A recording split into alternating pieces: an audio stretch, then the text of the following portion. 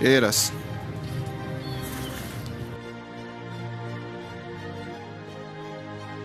Era precámbrica.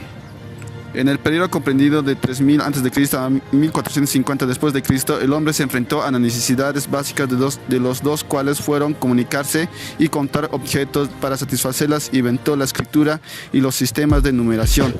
Anteriormente se sumieron la Mesopotamia, idearon el primer sistema de escritura llamado cuneiforme, y los fenicios crearon el primer alfabeto verdadero, el abaco, inventado de Babilonia, de 3000 a.C. Es uno de los primeros artefactos mecánicos. Era mecánica. En esta era comprendida entre 1450 a 1840, los inventores comenzaron a utilizar técnicas y herramientas para crear máquinas que realizarán algunas tareas y las imprentas hizo accesibles de información escrita. La era electromagnética. Esta era abarca 1840 a 1940. Se caracterizó con el comienzo de las telecomunicaciones. A finales del siglo XVIII surgió el nuevo método de comunicación en el telégrafo, luego el teléfono. Generaciones de la computadora. Hasta el momento la historia de la computadora está dividida en 6 generaciones que comienzan a partir del año 1950 a nuestras fechas.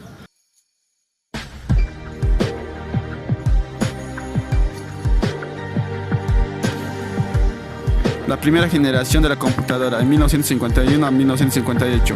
Esta generación se caracteriza por haber una gran falta de comprensión y desconocimiento acerca de la computadora. No se imaginaba que la potencial alcance que tendría. Utilizaba tubos de vacíos para procesar la información. A los datos de programas se metían a través de las tarjetas perforadas y la información que se quedaba guardada en el disco magnético. En esta generación las máquinas son grandes y costosas, un costo aproximadamente de $10,000. La computadora más exitosa de la primera generación fue la IBM 650 y se produjeron cientos ejemplares de esta computadora. La segunda generación de la computadora fue en el año 1958 a 1964. En esta generación las computadoras eran más pequeñas y costaban menos, aunque era uno de los mercados desconocidos, aunque llegan a aparecer las primeras compañías de las computadoras. Algunas computadoras se programaban con cintas perforadas y otros por medio de cableados en un tablero. Se utilizaron transmisores en vez de tubos vacíos para procesar la información, ya que era más pequeño y más confiable. La información se guardaba en anillos magnéticos. También aparecen los primeros lenguajes de programación de Fortran y COBOL. La tercera generación de la computadora, 1964 a 1971. En esta generación se diferencia entre las otras porque aparecen los circuitos integrados. La gran ventaja que se podría poner los miles de componentes electromagnéticos en una pequeña tablilla se hizo posible que las computadoras se hicieran más pequeñas y rápidas, claro, menos costosas. Las computadoras IBM 360 fue la más popular y comercial de la época. La información se guardaba en circuitos electrónicos en forma de cargas eléctricas. Cuarta generación de las computadoras, 1971 a 1983. Aparecen los primeros microprocesadores, los cuales marcaron la diferencia entre las eras capaces de procesar miles y miles de operaciones por segundo. Las computadoras dejaban de tener uso industrial para que aproximadamente se convirtieran en las primeras computadoras personales de la historia. Estas computadoras son muchísimo más pequeñas, generaban menos calor y más rapidez. La quinta generación de las computadoras fue en el año 1983 a 1989. Las computadoras personas eran todos un éxito. Comienzan a tomar fuerzas grandes compañías de computadoras de Apple y Microsoft, las cuales dominaban el mercado actual, pero en aquellos tiempos eran simples compañías que empezaban en un garaje. Los sistemas operativos comenzaron a escucharse, ya que trabajaban sobre una interfaz gráfica para el usuario. Los IBM pierden una gran parte del mercado en aquella época. La sexta generación de las computadoras en 1900 y el actual. Si eres joven probablemente sabes que la historia de 1990 las computadoras son unas grandes herramientas de operaciones que agilizaban el trabajo. Nadie se imaginaba que podría ser la parte de la vida diaria de cada persona. En los últimos 20 años las computadoras han evolucionado más que nunca al grado de tener en nuestros bolsillos teléfonos inteligentes y además aparatos electrónicos.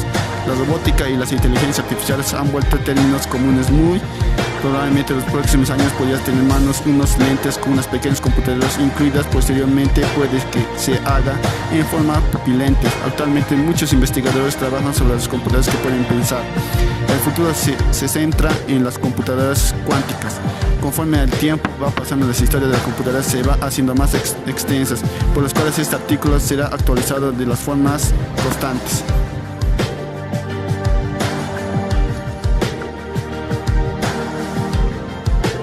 Computadoras actuales. Actualmente existen diversos tipos de computadoras en base a las necesidades del usuario. Trabajo, actividades se vaya a desempeñar dentro de los diversos tipos de computadoras.